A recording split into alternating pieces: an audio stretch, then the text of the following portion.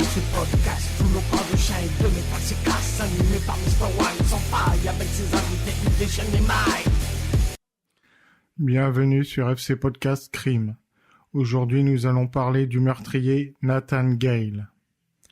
Le 8 décembre 2004, une tragédie secoue le monde du métal et de la musique. Dimebag Darrell, guitariste légendaire et cofondateur de Pantera, est assassiné en plein concert sous les yeux de ses fans par un homme nommé Nathan Gale. L'acte est si brutal qu'il laisse des milliers de fans en deuil et une communauté sous le choc. Mais qui était Nathan Gale? Et pourquoi en est-il arrivé à commettre un acte aussi atroce? Nathan Gale naît le 11 septembre 1979 et grandit dans la petite ville de Marysville, dans l'Ohio, aux États-Unis. Peu de choses sont connues sur son enfance, mais il semble avoir été un jeune homme introverti et solitaire. Gale aurait une passion pour la musique, notamment le heavy metal, et Pantera était l'un de ses groupes préférés. Il souffrait également de problèmes de santé mentale, diagnostiqués plus tard avec une schizophrénie paranoïde qui semble avoir joué un rôle important dans son acte. Dans sa jeunesse, Gale pratique plusieurs sports, notamment le football américain, et est apprécié de ses coéquipiers malgré son comportement parfois étrange. En 2002, il s'engage dans les Marines, mais il est renvoyé après un an pour des raisons de santé mentale. Ce renvoi renforce son isolement et accentue ses troubles. L'obsession de Nathan Gale pour Pantera, les témoignages de proches indiquent que Nathan Gale est un fan dévoué de Pantera et en particulier de Dimebag Darrell. Il aurait souvent été vu en train de jouer de la guitare, essayant de reproduire les riffs et solos caractéristiques du guitariste. Mais au fil du temps, son admiration pour le groupe prend un tournant inquiétant. Selon plusieurs de ses amis, Gale commence à dire qu'il a lui-même écrit certaines des chansons de Pantera et qu'on lui aurait volé ses créations. Cela semble être une illusion liée à sa schizophrénie paranoïde qui le fait croire que le groupe lui a pris sa musique. Cette fixation malsaine sur Pantera et la conviction que le groupe lui a volé ses chansons augmente après la séparation de Pantera en 2003. Séparation qui affecte de nombreux fans. Pour Gale, cette rupture semble particulièrement difficile à accepter.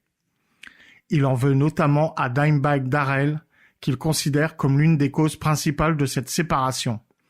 Ses pensées obsessionnelles et délirantes font de Dimebag une cible dans son esprit perturbé.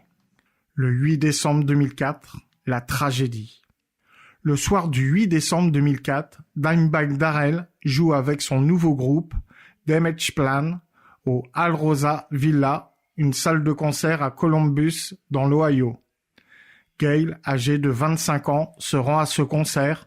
Selon certains témoignages, il attendait l'événement depuis des heures, se comportant de manière étrange et menaçante. Lorsque Damage Plan commence à jouer, Gale fait irruption sur scène, armé d'un pistolet semi-automatique.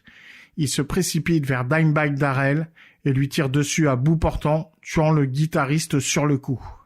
Dans la panique qui suit, Gale continue de tirer, blessant d'autres personnes présentes et tuant également un technicien et un fan venu tenter de le désarmer. Des membres de l'équipe et des spectateurs essaient de l'arrêter, mais Gale les repousse violemment. Finalement, un policier nommé James Niggermeyer parvient à entrer dans la salle et abat Gale d'un coup de fusil, mettant fin au massacre. Les motivations exactes de Nathan Gale restent floues, mais plusieurs éléments suggèrent qu'il agissait sous l'emprise de sa schizophrénie.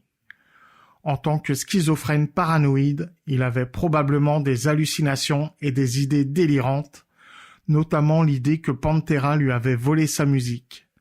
Cet acte pourrait avoir été un moyen pour lui de se venger d'un tort imaginaire, une tentative de reprendre ce qu'il pensait être à lui. Des témoins affirment également que Gale avait un comportement de plus en plus bizarre dans les mois précédant l'attaque. Il était persuadé d'être persécuté et espionné et aurait parfois marmonné à voix haute, parlant de vengeance contre ceux qui lui auraient volé son travail. Ces délires paranoïaques l'ont conduit à croire que Dimebag était personnellement responsable de ses échecs et de ses souffrances. La mort de Dimebag a profondément marqué la communauté musicale. Pour les fans, perdre un artiste aussi talentueux et influent dans des circonstances aussi violentes est un traumatisme difficile à surmonter. De nombreux hommages lui sont rendus par ses pairs et sa perte est ressentie comme un gâchis immense pour le monde du métal. Pour Vinnie Paul, le frère de Dimebag et batteur de Damageplan, cet événement est particulièrement dévastateur. Vinnie ne pardonnera jamais à Phil Anselmo, l'ancien chanteur de Pantera, pour ce qu'il perçoit comme une contribution aux tensions qui ont peut-être déclenché le geste de Gale. La mort de Dimebag met définitivement fin à tout espoir de réconciliation et de retour de Pantera. Même des années après les faits, plusieurs questions demeurent. Pourquoi personne n'a-t-il pu détecter le danger que représentait Gale ? Ces troubles mentaux auraient-ils pu être traités différemment ? Et surtout, comment un fan est-il passé de l'admiration à une haine meurtrière ? L'histoire de Nathan Gale est celle d'un homme rongé par des troubles mentaux qui l'ont poussé à commettre un acte terrible. Le meurtre de Dimebag Darrell est un rappel des effets dévastateurs que peuvent avoir des troubles mentaux non traités, combinés à des obsessions et des pensées délirantes. Cette tragédie a laissé une marque indélébile dans l'histoire de la musique et a mis en lumière la nécessité d'une meilleure prise en charge de la santé mentale. Merci d'avoir suivi ce numéro de FC Podcast Crime consacré à Nathan Gale qui a tué Dimebag Darrell. Je vais vous mettre le lien également de mon autre chaîne FC Podcast consacrée aux chiens et à la musique. Et comme j'ai fait un numéro sur le groupe Pantera, vous pourrez suivre si vous voulez en savoir plus sur ce groupe. Merci à tous, prenez soin de vous.